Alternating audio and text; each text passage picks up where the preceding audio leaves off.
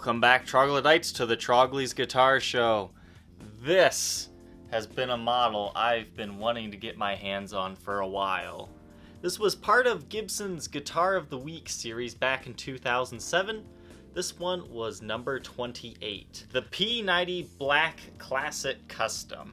This is just a fantastic guitar.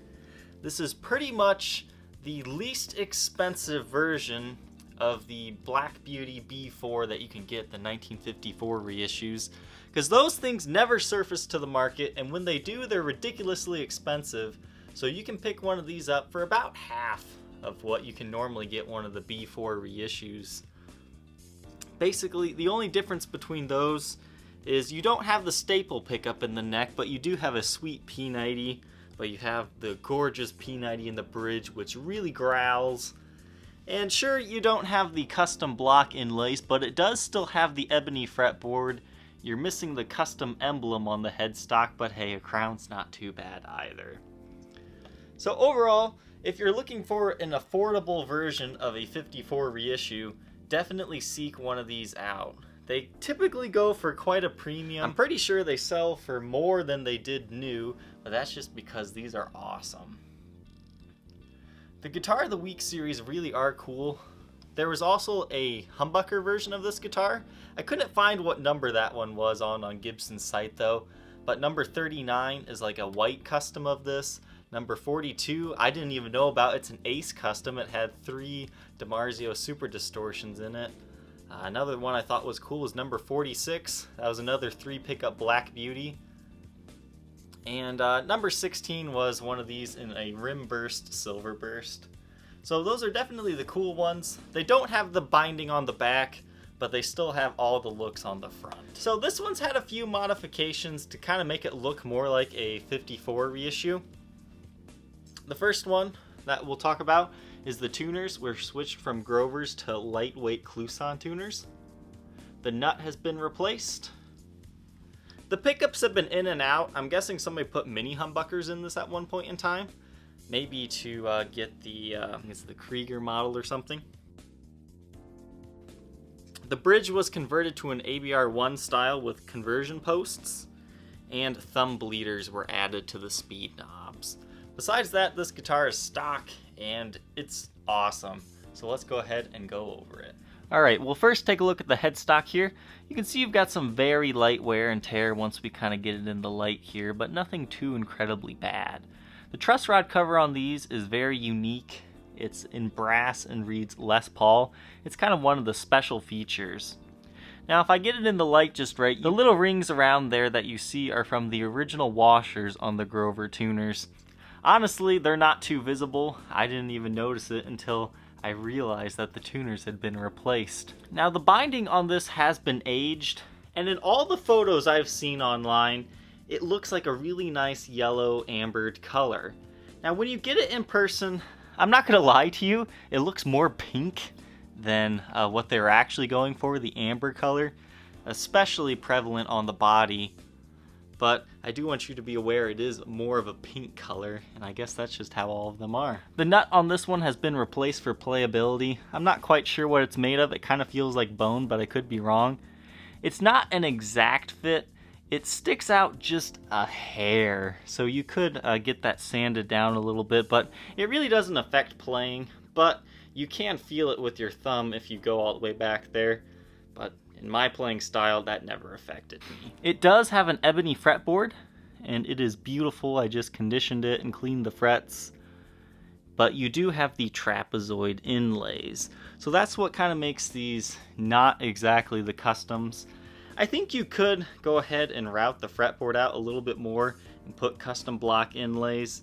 They might be a little larger than on regular customs, but it is an option for someone out there. I know my luthier did a conversion on one of these to a staple pickup, and he replaced the fretboard and the holly veneer over that, but this one hasn't had that done yet, but it is an option if you're interested. On to the body of this one. Being a black guitar, you're going to see lots of light handling marks and polishing scratches, but overall this guitar is not in too bad of shape. You've got some smudges from fingerprints, but it's mainly the buckle rash on this one as far as condition goes that's a little subpar. But you can see here, not in too bad of shape. Alright, so the P90s in this thing have been out and either put back in, or these might not be the stock P90s. I'm not 100% sure. It's really hard to tell Gibson P90s apart because they don't really have distinctive markings like the humbuckers do. It almost looks like somebody had a mini humbucker in here, because if you take these P90s out, they kind of have varying different cushionings behind them, and there's also a little bit of like an extra 2 screw holes in each of the cavities, kind of like one of those mini humbucker plates was in here, and then the mini humbucker was secured in there. So I'm not sure if somebody was trying to do that. I think it's the Krieger model or something where they had a mini humbucker in the neck and a P90 in the bridge. But those are some modifications that have happened. That also could be factory. There's not really any good photos out there to show if these originally had those base plates or not.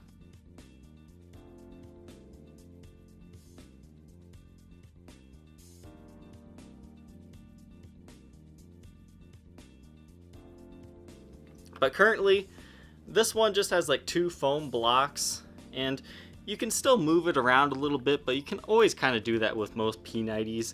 But it was really wild, so I added a few springs behind the screws to also help with that. So it's not going to move just by, you know, shaking the guitar. Now this bridge P90 has this really thick foam under it. It doesn't move at all.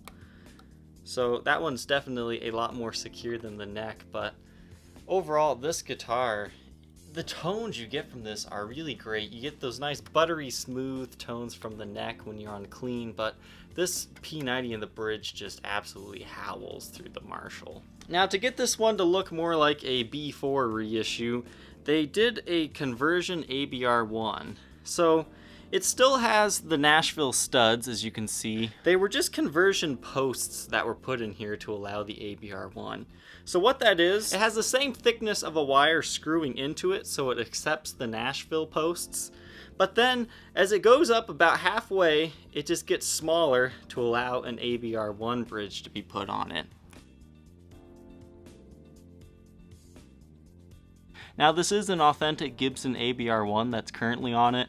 I would suggest maybe doing a professional setup, because I don't know, when I took this bridge off to look at it, I kind of messed it up a little bit. You can see that the ABR1 post is sticking up a little bit too much right there, and it could cut your hand. The guitar plays fine as is, and I always suggest getting your own personalized setup on these anyways, but this is just a fantastic guitar.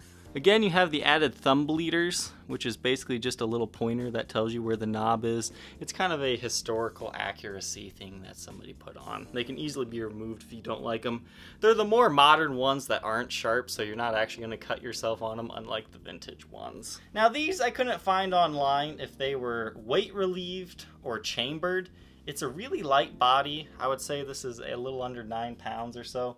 We'll put it on the scale a little later on, but it's definitely not a heavy guitar, so it has some sort of weight relief on it. Back of the headstock here, serial number 01 looks like 9970403, made in USA in 2007. Once again, this is number 28 of the Guitar of the Week series. This originally would have had gold Grover tuners on it, and honestly, I think they look dumb. I'll throw a picture up here. I just think that the gold tips, it just kind of clashes with the age binding. I really didn't like it, so I'm in love with this modification. However, that does mean that these top holes were re-drilled, because the Grovers initially only had this bottom one. So that means you have 6 new holes in the headstock should you choose to go back to the Grovers. But these are the lightweight Clouson styled, and they've got the awesome pearloid tips here. I mean, that's what the original customs actually had, were these tips. So I think this is an awesome modification. I wouldn't suggest doing anything with it. Just leave it as is. I think it really completes the look. Back of the neck, you can see you've got a few light nicks and dings, but nothing too incredibly bad. It's definitely a fast 60s profile. You've got some handling marks and some light scratches. But overall, nothing really too extremely bad on this example. On this example, it's really the back that gets you condition-wise. You can see you've got some scratching buckle wear right there. But being a black guitar, you might be able to take this to your luthier and get some of that polished out. But it would have to be, I think they call it a French polish, where they do some extra lacquering. I would just leave it as is. But you can see you definitely have some marks and wear and tear on this guitar. Now again, in here, the pots appear to be original. They're the Gibson branded pots. But the soldering job for the pickups being put back in, I wouldn't say is the best. You might have to touch that up one day. It might get jostled loose in shipping. But as of right now, it does work just fine. We'll take a look at the sides of the guitar here. Once again, just average wear and tear.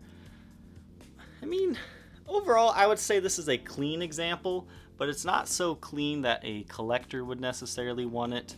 So a player can get this one and not be scared to actually play it. Overall, I would highly suggest picking one of these up.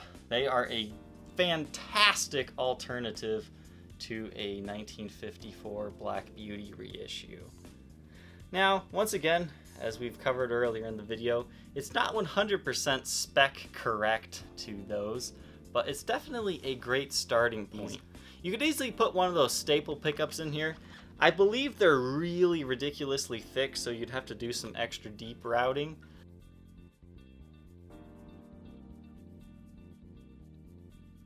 But it's always an option, and I think this guitar would look really cool even like that. So if you can find one of these, definitely give it a try. I think it's an awesome guitar, and I am really glad I was able to get this one, because this was always a model that intrigued me. Do a quick blacklight test here. It'll just kind of show if anything's been touched up or anything. Here you can kind of see the divots around the tuning pegs caused by the original washers from the Grovers. But again, nothing too bad on this example, really. Sometimes that can be a real eyesore. So that must have been done fairly early on. Everything's good on the neck, and everything's pretty well good on the body as well. Again, you kind of have a little bit of extra wear there from a sweaty player that kind of aged the finish a little bit, but that's kind of hard to even see.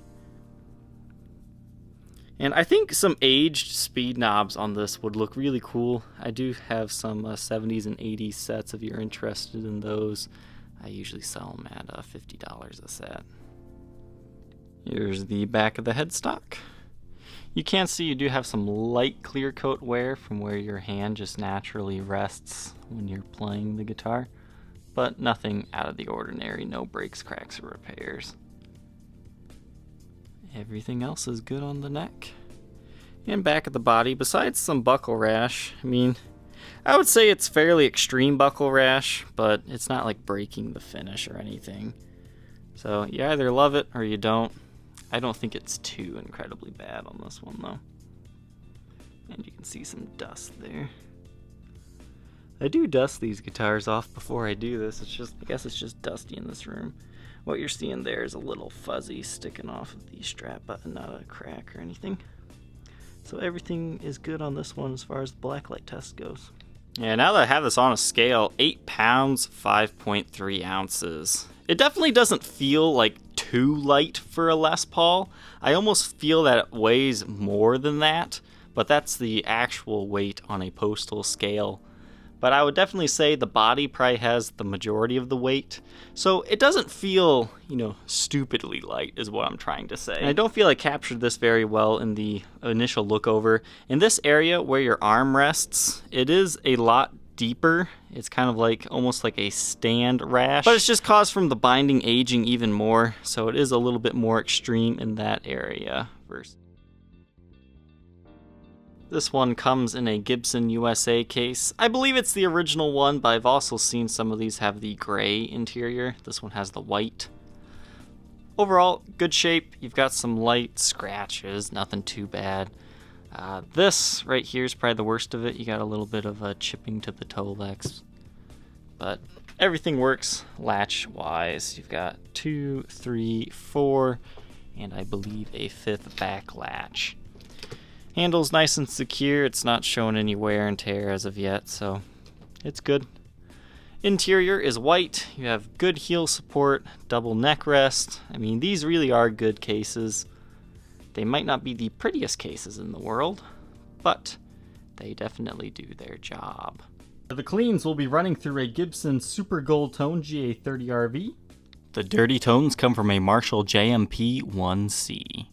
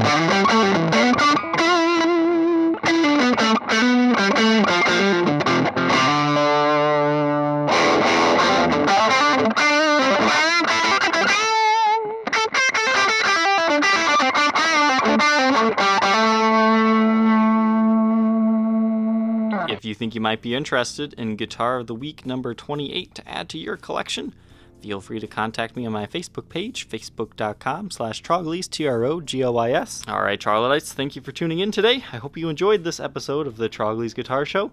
Don't forget to like, comment, and subscribe, and we will see you tomorrow on the next episode. Take care.